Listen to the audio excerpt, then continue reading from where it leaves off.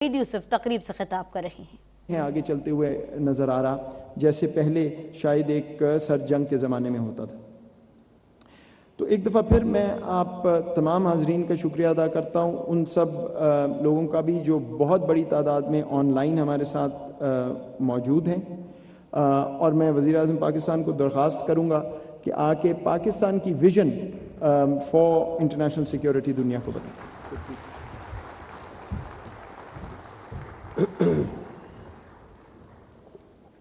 بسم اللہ الرحمن الرحیم۔ ایاک نعبد و ایاک نستعین۔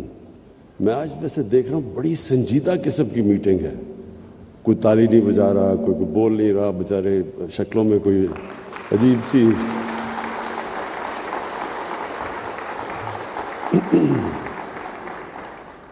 پہلے تو معید یوسف آپ کو میں مبارک دیتا ہوں، خراج تحسین پیش کرتا ہوں کہ یہ بڑی امپورٹنٹ آپ نے یہ جو سیکیورٹی ڈائلاگ ہے، یہ ہمارے ملک کے فیوچر کے لیے بہت امپورٹنٹ ہے۔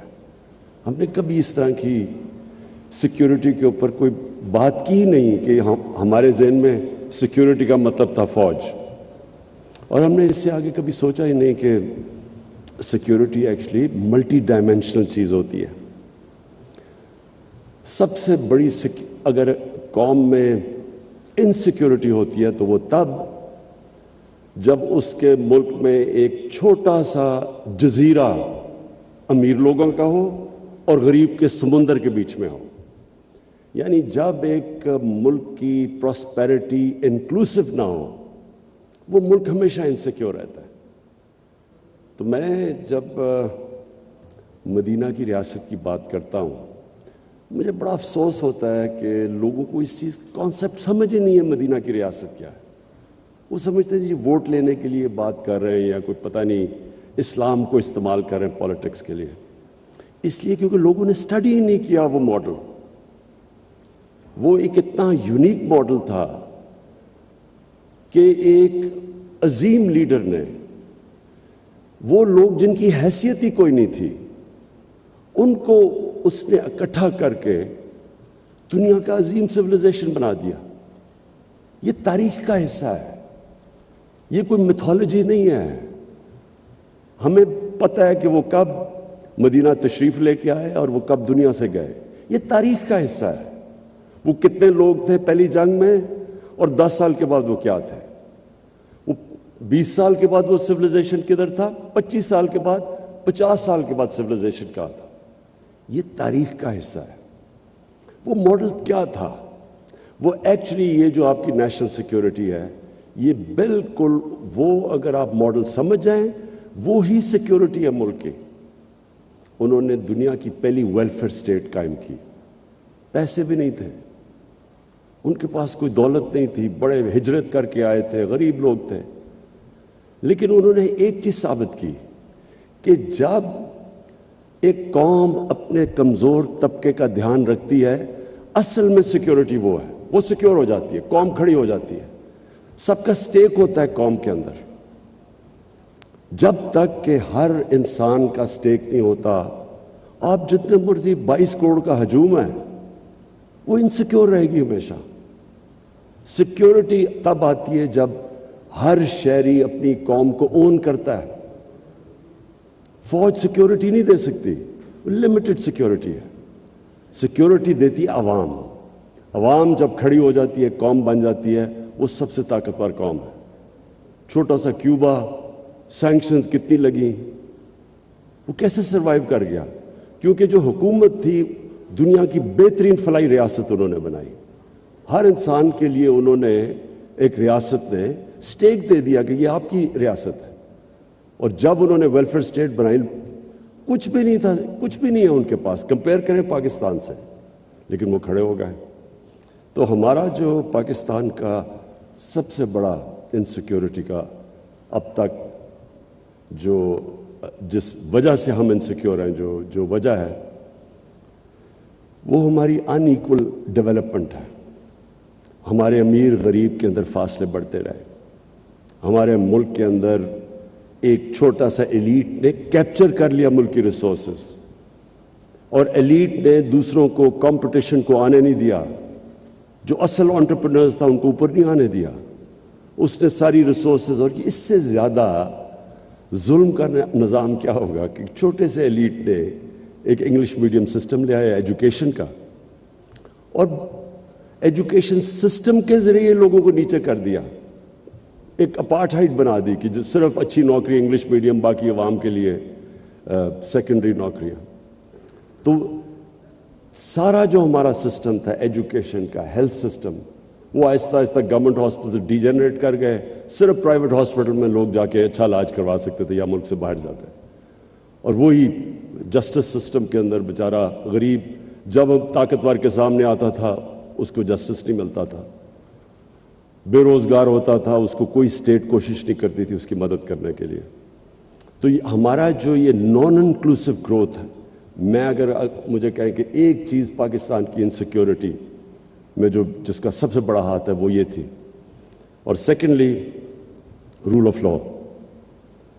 کوئی بھی دنیا میں معاشرہ اگر سمجھتے ہم کہ وہ ترقی کر جائے گا، وہ اپنے پوٹینشیل پہ پہنچ جائے گا، وہ رول آف لا کے بغیر نہیں پہنچ سکتا. اور رول آف لا بڑا سمپل ہے کہ جو معاشرہ طاقتور مجرموں کو قانون کے نیچے نہیں لا سکتا وہ معاشرہ کامیاب نہیں ہو سکتا.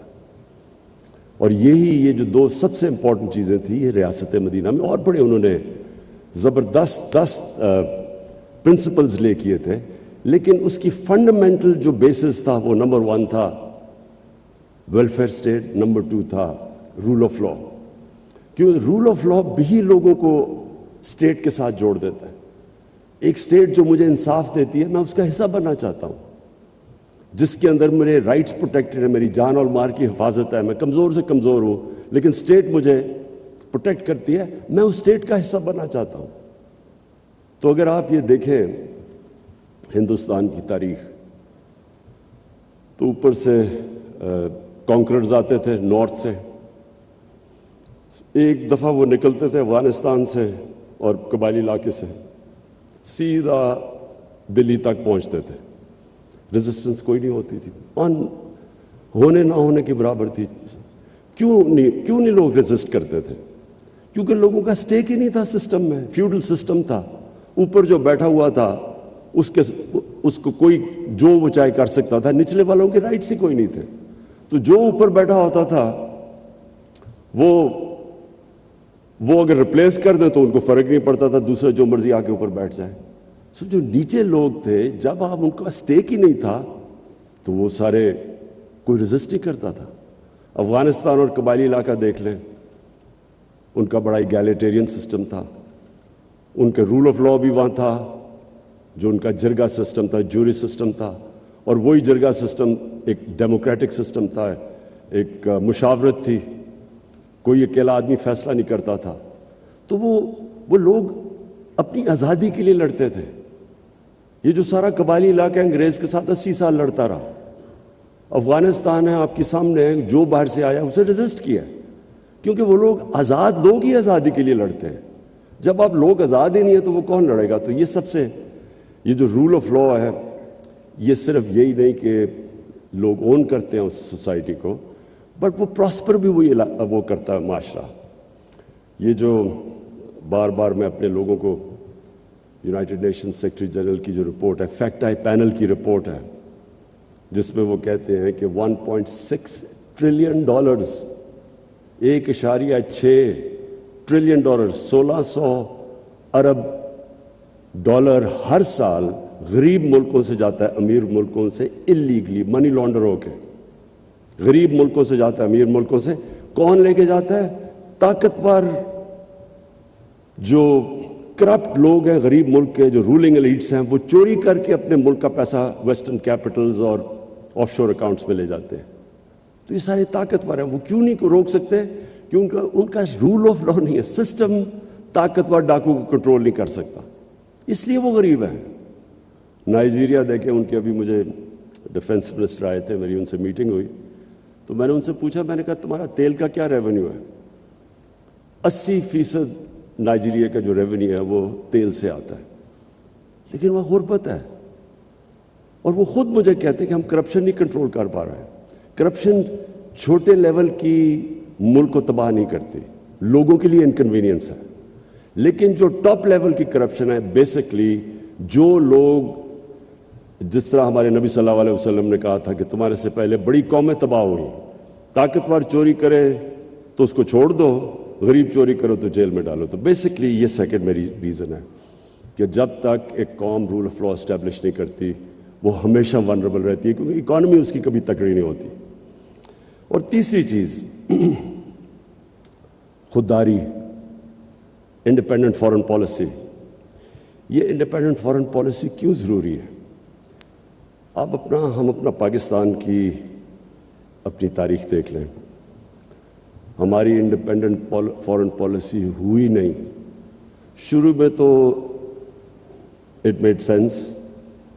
ہمارے جب پاکستان بنا تو بینکرپٹ تھا, ریسورسز بھی نہیں تھی, ریفیوجی پرابلمس تھے. تو تب تو گورنمنٹ سے, جس طرح سیکنڈ ورلڈ وار میں مارشل پلان آیا یورپ میں, کہ ایک بالکل ڈیوسٹیٹڈ سسٹم کے اندر تو آپ بورو کرتے ہیں یا ایڈ لیتے ہیں. لیکن جو ہماری ڈپینڈنسی ہو گئی اس کے اوپر, یہ سب سے بڑا نقصان ہوا ہے پاکستان کو. اگر مجھے کوئی کہنا کہ ایک آپ وجہ بتا دیں اس کے علاوہ رول آف لا اور انکلوسو گروتھ نہ ہونے کی وجہ سے, اگر مجھے آپ کہنا ایک اور وجہ ہے کہ ہمارا ملک کیوں نہیں اپنے پوٹینشیل پہ پہنچ سکا. 60s میں پاکستان سارے ایشیا میں مثال دی جاتی تھی ایز اے ڈیولپمنٹ ماڈل, تو کیوں نہیں ہوا؟ اس کی وجہ یہ تھی کہ ہمارے میں ڈپینڈنسی سنڈروم آ گیا.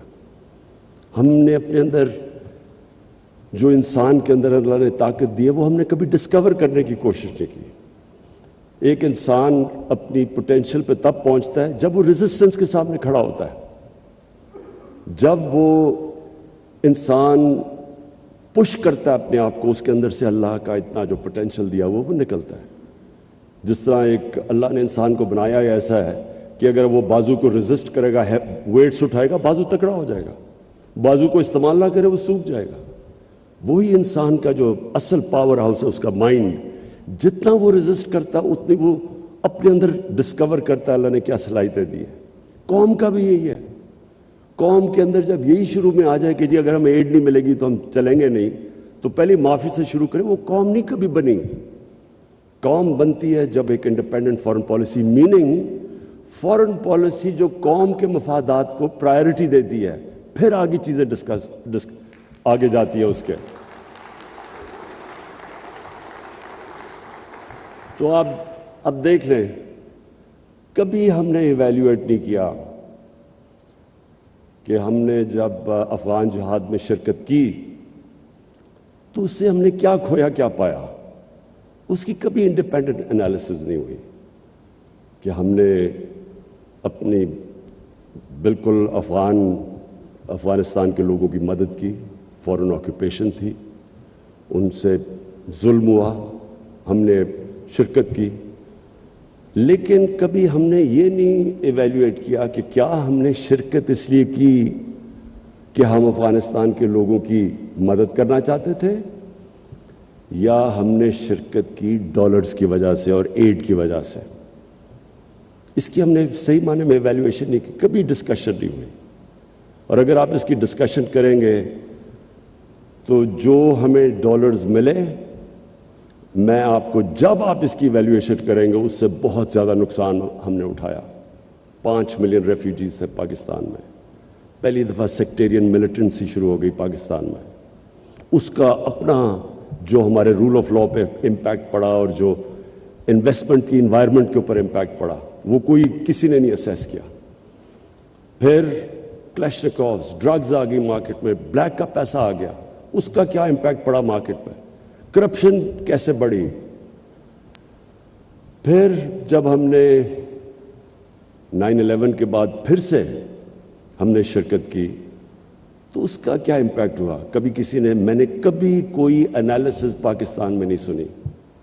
اور کیوں اس کی وجہ تھی؟ کیونکہ جو ہماری ایلیٹ تھی اس نے شرکت کی اس میں. وہ تب بھی کی 80s میں, اپوزٹ چیزیں تھیں. 80s میں ہم کر رہے ہیں کہ جی ہم فورن آکوپیشن کے خلاف ہیں, 2000 کے بعد ہم کر رہے ہیں کہ نہیں جی اب فورن آکوپیشن کے بعد جو ریزسٹنس ہے وہ ٹیررزم ہے. یعنی ایک 180 ڈگریز ٹرن کیا ایک ملک نے، اپنی پرنسپلز کو وائلیٹ کیا، اور اس کا جو پھر ہمیں نقصان ہوا، میں نے کبھی یہ نہیں دیکھا کوئی ایویلویٹ کرے کہ پاکستان کو اس کا کیا فائدہ ہوا، کیا نقصان ہوا۔ جو ڈیوسٹیشن ہوئی پاکستان میں، جو ہمارا برانڈنگ ہوئی، مجھے یاد ہے آرٹیکل نکلا the most dangerous place in the world, the most dangerous place in the world. اس ملک میں کیا اکنامکس ہوگی، کیا انویسٹمنٹ ہوگی؟ اس ٹائم پہ آپ ذرا دیکھیں، سب ہمارے سے آگے نکل گئے، انڈیا، بنگلہ دیش، ویتنام، کمبوڈیا، جن کے ہم قریب تھے، سارے آگے نکل گئے پاکستان سے۔ کوئی ایویلیویٹ ہی نہیں کر سکتا کہ ہم نے اس جنگ کی کیا ہمارا ضرورت تھی۔ اور ہر جگہ اگر آپ باٹم میں جائیں گے تو ہم نے ایڈ کے پیچھے فیصلہ کیا، ہم نے فیصلہ یہ نہیں کیا کہ ہمارے لوگوں کی بہتری کیا ہے۔ ہمیں ایک کسی اور ملک کے مفادات کے لیے ہم نے اپنے ملک کو قربان کیا، اور پھر ایویلیویشن بھی نہیں کبھی کی۔ تو اس لیے میں یہ بلیو کرتا ہوں کہ جس ملک کی انڈیپینڈنٹ فارن پالیسی نہیں ہے، وہ کبھی اپنے لوگوں کے مفادات کی حفاظت نہیں کر سکتا۔ جو اپنے لوگوں کے انٹرسٹ ہے وہ کبھی نہیں ان کو ڈیفینڈ کر سکتا، اور پھر نہ ہی اس کی دنیا میں رسپیکٹ ہوتی ہے۔ ہم نے پوری کوشش کی اپنے 3.5 سال میں کہ پاکستان کی فارن پالیسی آزاد ہو، بلاک پالیٹکس سے ہم بچیں، ہم برانڈ نہ ہوں کہ ہم اس بلاک میں یا دوسرے بلاک میں، ہم صرف فیصلہ کریں کہ پاکستان کے 22 کروڑ لوگوں کے فائدے میں کیا چیز ہے، ہماری پالیسی صرف اس سے کرافٹ ہو۔ یہ نہ ہو کہ جو ہمیں ادھر سے حکم ملے تو ہم ادھر چلے جائیں۔ اور میں سمجھتا ہوں کہ جو پاکستان کو رسپیکٹ ملا ہے، کوئی انڈیپینڈنٹ اس کی ایویلیویشن کروائے کہ 3.5 سال میں جو پاکستان کی فارن پالیسی میں انٹرنیشنلی جو ہمیں رسپیکٹ ملا، یہ کبھی پاکستان کو پہلے نہیں ملا۔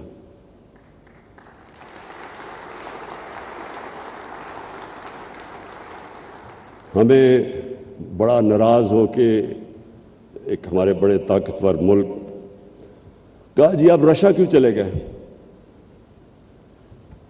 ایک ملک کو کہہ رہے ہیں کہ آپ نے رشیا کا دورہ کیوں کیا ہے، اور غصے ہو گئے ہیں۔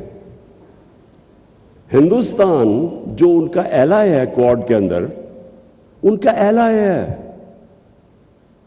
اس کی پوری مدد کر رہے ہیں۔ وہ نہ تو صرف ہندوستان وہ روس سے نیوٹرل ہے، وہ ان سے تیل امپورٹ کر رہے ہیں، جب ان کے اوپر کوشش کر رہے ہیں سینکشنز لگانے کی کہ رشیا کو پریشرائز کریں۔ اور میں آج بیان پڑھ رہا ہوں برطانیہ کی فارن سیکرٹری کا کہ جی ہم ہندوستان کو نہیں کہہ سکتے ان کی انڈیپینڈنٹ فارن پالیسی ہے، اٹس این انڈیپینڈنٹ کنٹری۔ تو ہم کیا ہیں؟ ہمیں تو صرف آپ وہاں کیوں ہیں؟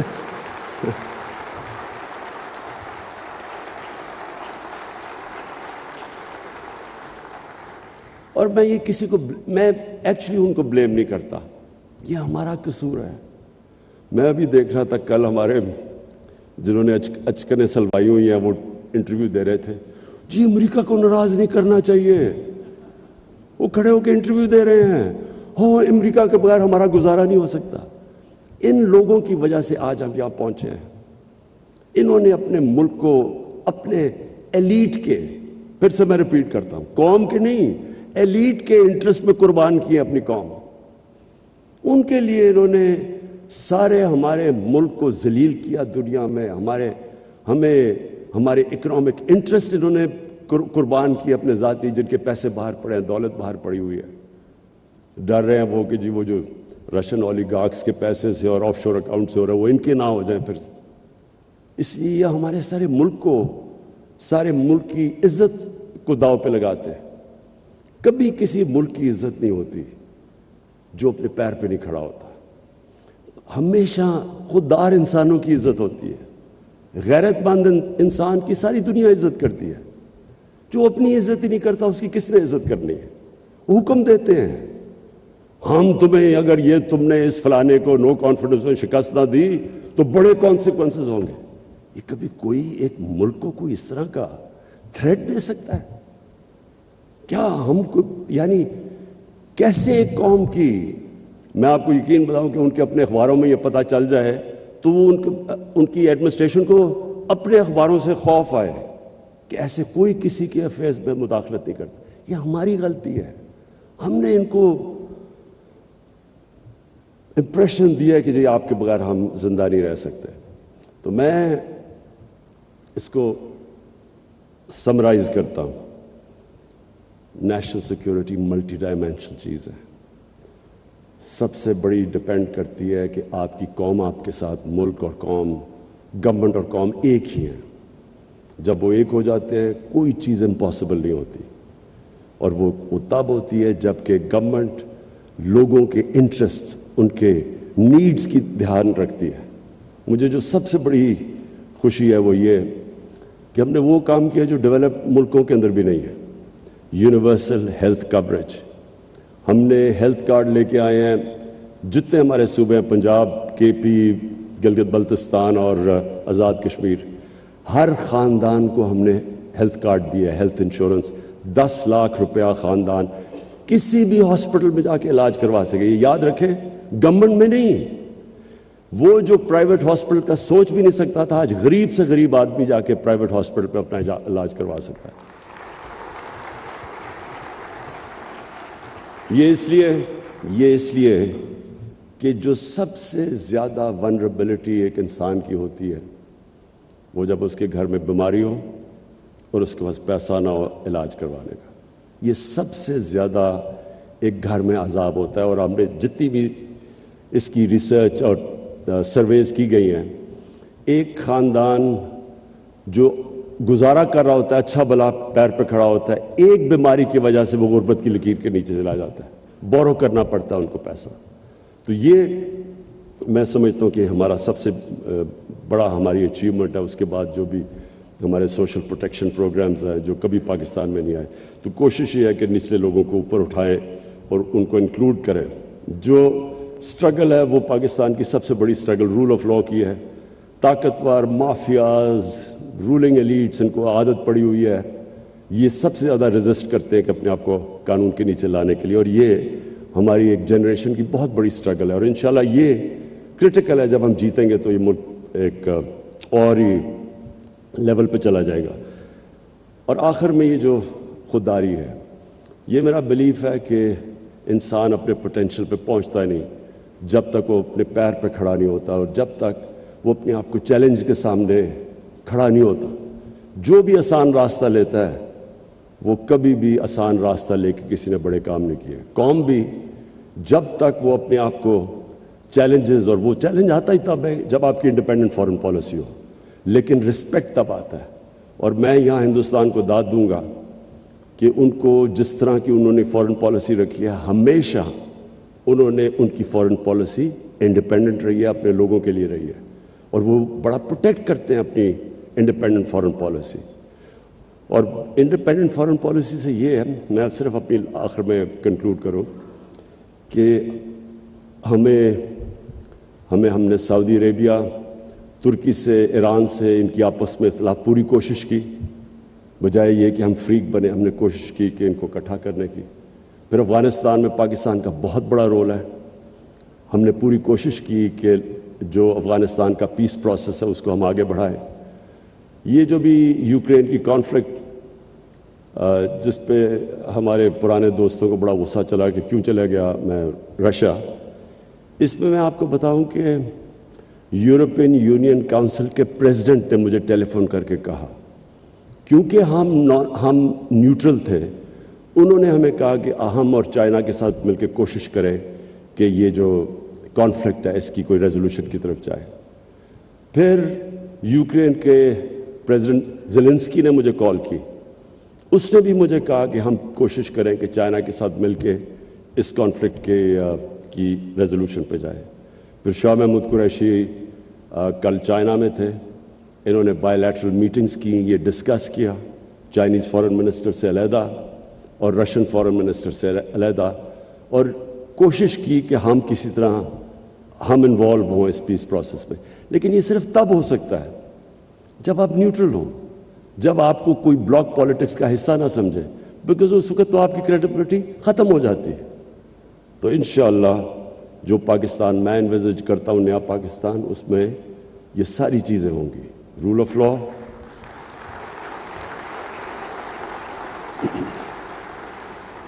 لاء، فلاحی ریاست جس میں انسانیت ہو, جس میں انکلوسو گروتھ ہو, اور ایک انڈیپینڈنٹ فارن پالیسی جس کا صرف ایک مقصد ہو کہ ہمارے لوگوں کے انٹرسٹ کو پرائرٹائز کیا جائے.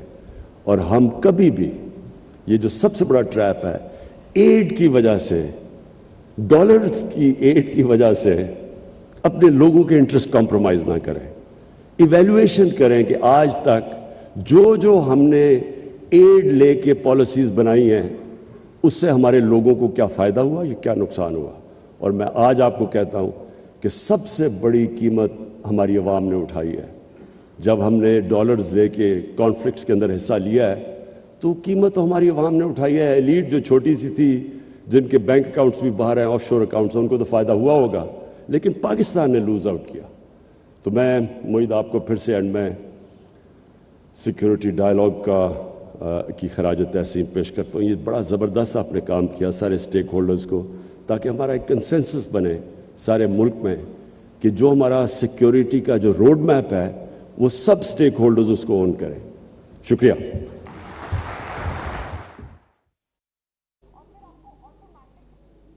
وزیر اعظم عمران خان سیکیورٹی ڈائلاگ والے سے گفتگو کر رہے تھے تقریب میں, اور ان کا کہنا تھا کہ تعلیم اور صحت کے نظام میں فرق پیدا ہو گیا. کوئی بھی معاشرہ قانون کی حکمرانی کے بغیر کامیابی حاصل نہیں کر سکتا. وزیر اعظم نے کہا جو ریاست عوام کا تحفظ کرتی ہے وہ اس کا حصہ بننا چاہتے. ملک پر اشرافیہ نے قبضہ کر رکھا ہے. فوج سیکیورٹی نہیں دے سکتی, عوام سیکیورٹی دیتی ہے. عوام کی قوم بننے سے ہی عظیم معاشرہ بنتا ہے.